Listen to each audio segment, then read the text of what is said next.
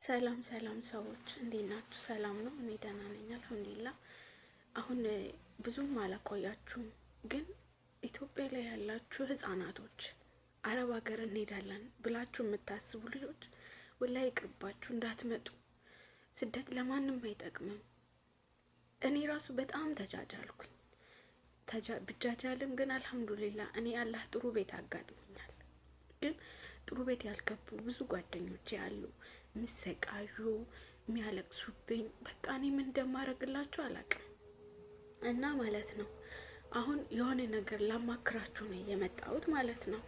ማለት በቃ ይሄ ነገር ብቻዬን ተሰቃየሁት፣ ብቻዬን ያዝኩት። ምን ማድረግ ግራ እንደገባኝ ምን ማድረግ ሲያቅተኝ ሀሳቤ ልንገራችሁና እኔ ነገር እንድትሉኝ ነበር የመጣሁት ማለት ነው። እና ጓደኛ ነበረችኝ ማለት በዛው ከዚህ በፊት አላቃትም ልጅቱን። ማለት ከዚህ በፊት ስላችሁ ኢትዮጵያ ላይ ያለው አላቃትም ልጅቷን ማለት ነው። እኔና እሷን ያገናኘን ስደት ነበር ማለት በቃ እኔና እሷ የተገናኘነው ኤርፖርት ውስጥ ነው። ተዋወቅን፣ ስልክ ተቀያየርን ኤርፖርት ውስጥ። ወንድሟንም አስተዋወቀችኝ እና ከወንድሟ ጋርም ተዋወቅን። እህቴን ተንከባከባት፣ እርስ በራስ ተንከባከቡ፣ ቢሮአችሁም አንድ ነው ተባለን። ከዛ እሺ ብለን መጣን ማለት አየር ውስጥ ገባን። መጣና ስንመጣም ቢሮ አንድ ላይ ነበርን። ቢሮ ብዙም አልቆየንም፣ ግን እስከዛ ድረስ አብረን ነበረ ከሷ ጋር ማለት ነው። በቃ በጣም ተግባቢ ልጅ ናት። በጣም ደስ ትላለች። እንደኛ ምናምን ሶሻል ሚዲያ ላይ አትንቀለቅ። በቃ ብዙም አይደለችም ማለት ቦታ አትሰጥም ለእንደነዚህ አይነት ነገር ማለት ነው። ልጅቷ በቃ ጅልባቢስት ናት ምናምን ነገር እና በጣም ተግባባን። እኔም ከሰው ጋር ቶሎ ስለምግባባ ከሷ ጋር በጣም ተግባባን። ከዛም በቃ ስልክ ተቀያየርን። ወደው አብረን ምናምን ፎቶ ተነሳሳን። ታይ ፎቶ ሁላ አልነሳም እኔ ዜዷ ፎቶ መነሳት አልወድም ይቅርብን ሁላ እያለችኝ ማለት ነው። ከዛን እሺ ሀይ ለማስታወሻ አክል ነው ብዬ ፎቶ አብረን ምናምን ተነሳን ማለት ነው። ከዛ በቃ በጣም በነገራችን ላይ ወደዚህ ስንመጣ ምግብ ሁላ ኢትዮጵያ ላይ አልበላንም ነበር በፍርሃት የተነሳ ማለት ነው። በቃ ወንድሟ ጥሩ ሰው በመሆን የተነሳ ምግብ አስቋጥረው ኤርፖርት ይዞልን መጣ። ለእኔም ለሷም 3 ነበረ። በጣም የተግባባኑ ልጆች ማለት ነው። ከዛ በቃ አብረን መጣን። እዚህ ከመጣን በኋላ የኔም ሰውየው መጥቶ ወሰደን። ሁላችንም አንድ ቢሮ ነበርን። ቢሮ ውስጥ ተበታተነን። በቃ ደህና ሁኑ ተባብለን ተለያየን። እርስ በራስ ገባን። ልክ ስንገባ በቃ ቤት እንዳመጣን ዋይፋይ ተሞላልኝ፣ ለሷም ተሞላላት መሰለኝ። ገባን ተባባልን፣ አደርን። ጠዋት ለታም በቃ ስራ ልንጀምር ነው ምናምን ተባብለን ምናምን ታውን ማለት ነው። ከዛ እሺ ተባብለን እኔም እሷም 2 ወር ከሆነን በኋላ ሶስታችንም እናወራለን። 3 ወር ከሞላን በኋላ ከወንድሟ ጋር እናወራለን። እህቴ እንዳንቺ አይደለችም፣ ያማታል ደግሞ ትንሽ ማለት ነው። ከዛ ተንከባከበት፣ አብሽር በያት ምናምን ይለኛል። ችግር የለውም እሺ ይለዋለሁ። በቃ እንደዛ እያለን ታማክረኛለች ምናምን። እኔ እኮ ዜዷ ወላሂ ማምጣት ፈልጌ አይደለም፣ አግቢ ተብዬ ተገድጄ ከማግባት ብዬ ነው የመጣሁት አለችኝ ማለት ነው። እዛ ሁላችንም ነው የራሳችን ሆነ ነገር ስንይዝ ይሻላል ምናምን አልኳት። ከዛ ዝም አልን ማለት ነው። በቃ አሁን ማለት የፈለኩት እያወራን እያለ ሴትዮዋ ታሰቃይኛለች፣ በጣም ብዙ ስራ ታዘኛለች። በጣም በቃ ከአቅሜ በላይ የሆነ ስራ ሁላ ነው የምታሰራኝ። ምን ማድረግ አለብኝ ትለኛለች። አብሽር አይዞሽ፣ አንዴ ቆርጠን እስከወጣን ድረስ ድንጋም ቢሆን ተሸክመን አንድ ቀን ያልፍልናል። አብሽር አይዞሽ እላታለሁ ማለት ነው። በቃ በጣም ስለምትግባባን የማትነግረኝ ነገር የለም ወላሂ። ከዛ እያወራን በቃ 15 ቀን ሙሉ ድምጿ ጠፋ። እቺ ልጅ ምን ሆነች?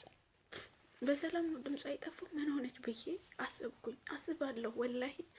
ለማን እናገራለሁ? ዝም አልኳት። አስባታለሁ ግን ከዛ ወንድሟ እህቴ እኮ ድምጿ ጠፋ፣ አንቺ ላይቭ ላይ ሁላ አለሽ፣ እሷ ለእኛ እንኳን ለማውራት ጊዜ የላትም ለምን ይለኛል። እኔ ምን አውቃለሁ እለዋለሁ ማለት ነው።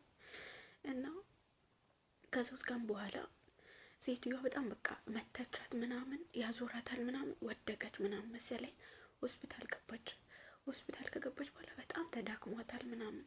ከዛ ልትሞት ሁላ ምናምን ነበረ ማለት ነው።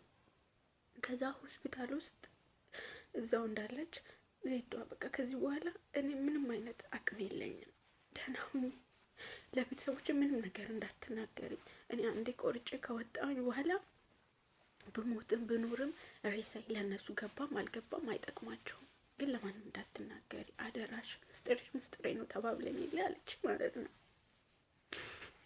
ከዛ አንቺ ምንድን ነው የምታወሪ? ወሬሽን አቁሚና እኔ አሁን ስራ ላይ ነኝ፣ በኋላ አወራሻለሁ አልኳት። በዛው ስራ ላይ ነበርኩኝ እኔ በዛ ሰዓት ማለት ነው። በኋላ አወራሻለሁ ስራ ላይ ነኝ ስላት፣ እሺ በቃ ለማንኛውም ደህና ሁኚ፣ ደግመሽ ስለማታገኝ ደህና ሁኚ አለች። ምን ማለት ነው አንቺ ላይ ያምሻል እንዴ አልኳት። ከዛ ዝም አለችኝ። በዛው ስልኩን ዘጋሁት።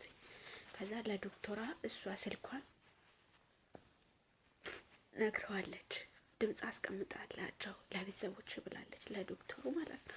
ዶክተሩ ደግሞ አረብ ነው፣ ቋንቋ ስለማይችል በአረብኛ ነበረ ድምፅ ያስቀምጠልኝ ለእኔ ማለት ነው። እኔም አረብኛ ብዙም ስለማልችለው እዚህ ቤት በጣም ምግባባት ልጅ ነበረች፣ የማዳም ልጅ ማለት ነው።